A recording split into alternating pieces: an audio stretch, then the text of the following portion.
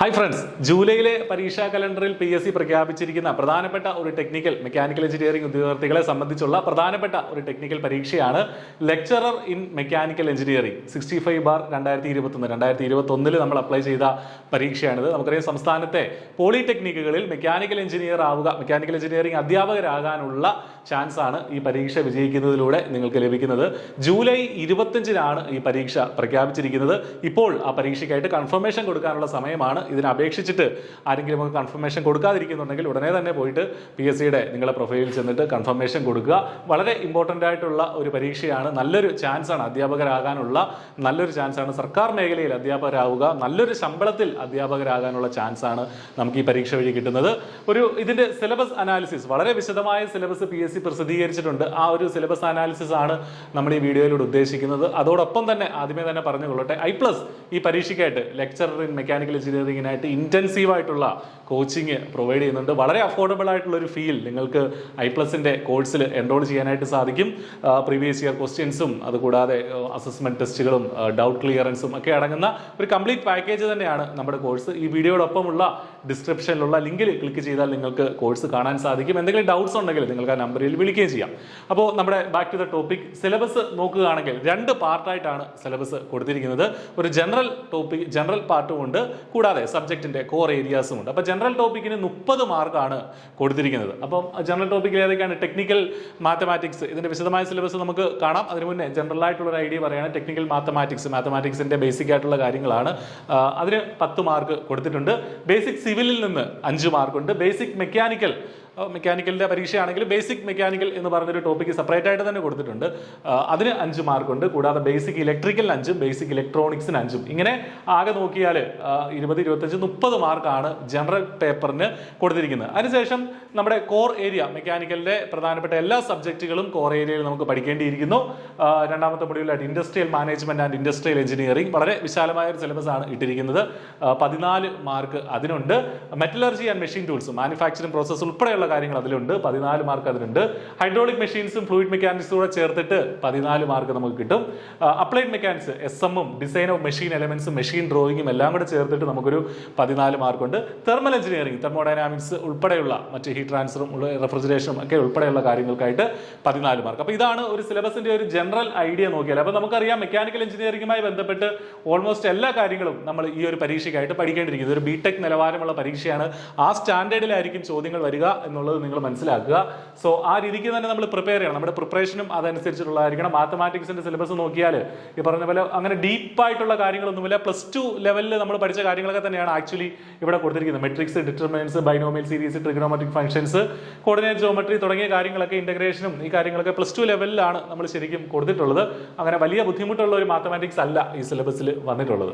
Basic civil എഞ്ചിനീയറിംഗുമായി ബന്ധപ്പെട്ട് building മെറ്റീരിയൽസും building കൺസ്ട്രക്ഷൻസും സർവേയിങ്ങും ലെവലിങ്ങും ഇതിന്റെ basic ആയിട്ടുള്ള കാര്യങ്ങളാണ് ബേസിക് സിവിൽ എഞ്ചിനീയറിംഗിന് 5 മാർക്കായിട്ട് നമുക്ക് പഠിക്കാനുള്ളത്. ഓക്കെ, ഇതും അങ്ങനെ വലിയ ഡീപ്പായിട്ടുള്ള ഏരിയ ഒന്നും അല്ല, കൂടുതലും തിയറി പോർഷൻ തന്നെയാണ് ഇതിനകത്തുള്ളത്. ഓക്കെ, അപ്പോൾ ഇത് പഠിച്ചെടുക്കാവുന്ന ഒരു മെക്കാനിക്കൽ എഞ്ചിനീയറിംഗ് ഉദ്യോഗാർത്ഥിയെ സംബന്ധിച്ച് പഠിച്ചെടുക്കാവുന്ന ഒരു സിലബസ് മാത്രമേ ഈ ബേസിക് സിവിൽ എഞ്ചിനീയറിംഗിൽ കൊടുത്തിട്ടുള്ളൂ. ബേസിക് മെക്കാനിക്കലുമായി ബന്ധപ്പെട്ട് IC എഞ്ചിൻസും പവർ പ്ലാന്റ്സുമാണ് കൊടുത്തിരിക്കുന്നത്. രണ്ട് ടോപ്പിക്കാണ്, IC എഞ്ചിൻസും പവർ പ്ലാന്റ്സും. IC എഞ്ചിനുള്ളിൽ ഈ പറഞ്ഞ പോലെ IC എഞ്ചിൻസിന്റെ ഓട്ടോമൊബൈലുമായി ബന്ധപ്പെട്ട കുറെ കാര്യങ്ങൾ, ഓട്ടോമൊബൈൽ എഞ്ചിനീയറിംഗ് തന്നെയാണ് അവിടെ ആക്ച്വലി. അതിന്റെ ബേസിക് ആയിട്ട് ഫ്ലൈവീല്, ഗിയർ ബോക്സ്, ഡിഫറൻഷ്യൽ തുടങ്ങിയ കാര്യങ്ങൾ വരുന്ന ഒരു ബേസിക് ആയിട്ടുള്ള കാര്യങ്ങളാണ് അവിടെ കൊടുത്തിട്ടുള്ളത്. ബേസിക് ഇലക്ട്രിക്കലുമായി ബന്ധപ്പെട്ട് കുറച്ച് കാര്യങ്ങൾ പഠിക്കാനുണ്ട്. Electric current, electric circuit parameters തുടങ്ങിയ കാര്യങ്ങൾ 5 മാർക്ക് ഇലക്ട്രിക്കലിൽ നിന്നും, 5 മാർക്ക് ബേസിക് ഇലക്ട്രോണിക്സിൽ നിന്നും നമുക്ക് ഈ ഒരു പരീക്ഷയ്ക്കായിട്ട് പഠിക്കാനായിട്ടുണ്ട്. Switches, micro controllers, mobile technology, inverter and UPS. പക്ഷേ ഇതൊന്നും അത്ര ഡീപ്പായിട്ടുള്ള കാര്യങ്ങളല്ല നമുക്ക് ഈ ഒരു ജനറൽ പേപ്പറിൽ നമുക്ക് നോക്കാനുള്ളത്. കൂടുതലും തിയറി പോർഷൻ തന്നെയാണ്. നിങ്ങൾ ഒന്ന് മനസ്സ് വെച്ചാൽ തീർച്ചയായിട്ടും ഇത് കവർ ചെയ്യാവുന്നതേ ഉള്ളൂ.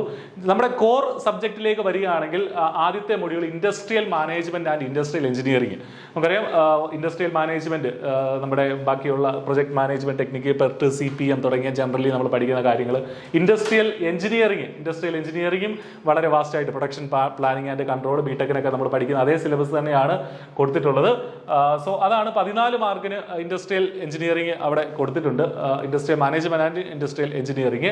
അതുകൂടാതെ മെറ്റലർജി ആൻഡ് മെഷീൻ ടൂൾസ് അതിന് 14 മാർക്കുണ്ട്. അപ്പോൾ അത് 2-3 ഭാഗങ്ങളായി തിരിച്ചുകൊണ്ട് material science, basic material science, metals and alloys മുതൽ നമുക്ക് പഠിക്കണം, ഹീറ്റ് ട്രീറ്റ്മെന്റ് പഠിക്കണം, പ്രോപ്പർട്ടീസ്, മെക്കാനിക്കൽ പ്രോപ്പർട്ടീസ് പഠിക്കണം, മാനുഫാക്ചറിംഗ് പ്രോസസ്സും ഉണ്ട്. അതിനകത്ത് ഈ പറഞ്ഞതുപോലെ measuring instruments, gauges, comparators, welding, soldering, brazing തുടങ്ങിയ കാര്യങ്ങൾ, ഫൗണ്ടറിയുമായിട്ട് ബന്ധപ്പെട്ട് വിശദമായിട്ട് പഠിക്കാനുണ്ട്, ബെഞ്ച് വർക്ക് ആൻഡ് ഫിറ്റിംഗും വിശദമായിട്ട് നമുക്കിവിടെ ഡീൽ ചെയ്യാനുണ്ട്. മെഷീൻ ടൂൾസുമായി ബന്ധപ്പെട്ട് ലെയ്ത്തും ലെയ്ത്ത് വർക്കും, ഡ്രില്ലിംഗ് മെഷീന്, ഓൾമോസ്റ്റ് എല്ലാ മെഷീൻ ടൂൾസും ഇതുമായി ബന്ധപ്പെട്ട് നമുക്ക് പഠിക്കണം. സ്ലോട്ടിംഗ് മെഷീൻ, ഷേപ്പിംഗ് മെഷീന് ഉൾപ്പെടെയുള്ള കാര്യങ്ങളുണ്ട്. ഗ്രൈൻഡിങ് കുറെ വിശാലമാണ്. ഈ പറഞ്ഞ മെഷീൻ ടൂൾസ് കുറച്ച് വിശാലമായിട്ടുള്ള ഒരു സിലബസ് ആണ്. അപ്പോൾ ഈ ഒരു മൊഡ്യൂൾ, ഈ പറഞ്ഞ മെഷീൻ ടൂൾസും മെറ്റലർജിയും മാനുഫാക്ചറിംഗ് പ്രോസസ്സും വരുന്ന മൊഡ്യൂളാണ് ഏറ്റവും വലുത്. അതിൽ നിന്ന് 14 മാർക്കുണ്ട്. എല്ലാ മൊഡ്യൂളിലും 14 ആണ്. അതിൽ ഏറ്റവും കൂടുതൽ വലുതെന്ന് പറയുന്നത് ഈ ഒരു മൊഡ്യൂളാണ്. പിന്നീട് FM-ഉം HM-ഉം അതിനും 14 മാർക്കുണ്ട്. ഫ്ലൂയിഡ് മെക്കാനിക്സിന്റെ ബേസിക് ആയിട്ടുള്ള എല്ലാ കാര്യങ്ങളും നോർമലി നമ്മൾ എല്ലാ പരീക്ഷയ്ക്കുമായിട്ട് പഠിക്കുന്ന ഫ്ലൂയിഡ് മെക്കാനിക്സിന്റെ ബേസിക് ആയിട്ടുള്ള കാര്യങ്ങളാണ്. Hydraulic control elements and components ഉൾപ്പെടെയുള്ള കാര്യങ്ങളുണ്ട്. കൺട്രോൾ വാൽവ്സും അതുമായി ബന്ധപ്പെട്ട കുറച്ച് എക്സ്ട്രാ അഡീഷണൽ ആയിട്ടുള്ള check valves, non return valve, ആ കാര്യങ്ങൾ നമുക്ക് ഫ്ലൂയിഡ് മെക്കാനിക്സിൽ ചേർത്ത് വെച്ച് പഠിക്കണം. പിന്നെ ന്യൂമാറ്റിക് സിസ്റ്റവും ഇവിടെ കൊടുത്തിട്ടുണ്ട്. Basic pneumatic system, air filter, pressure regulator, lubricator, muffler തുടങ്ങിയ കാര്യങ്ങളുണ്ട്. Pneumatic elements and components. അപ്പോൾ ആ ഒരു ഭാഗം ഈ പറഞ്ഞ നോർമലി നമ്മൾ പഠിക്കുന്ന FM ആൻഡ് HM-ൽ നിന്ന് കുറച്ച് അഡീഷണൽ ആയിട്ട് നമുക്ക് പഠിക്കാനുണ്ട് ആ ന്യൂമാറ്റിക് കൺട്രോളേഴ്സുമായി ബന്ധപ്പെട്ട്. ഹൈഡ്രോളിക് മെഷീൻസ് ഈ പറഞ്ഞതുപോലെ ഇമ്പാക്ട് ജെറ്റ്സും, impulse turbine, reaction turbine, centrifugal pumps, reciprocating pumps തുടങ്ങിയ കാര്യങ്ങളാണ്. അത് നമ്മൾ നോർമലി പഠിക്കുന്ന കാര്യം തന്നെയാണ്. പിന്നെ SM-ഉം അപ്ലൈഡ് മെക്കാനിക്സും, അത് മെക്കാനിക്സ് തൊട്ട് തുടങ്ങുന്നുണ്ട്.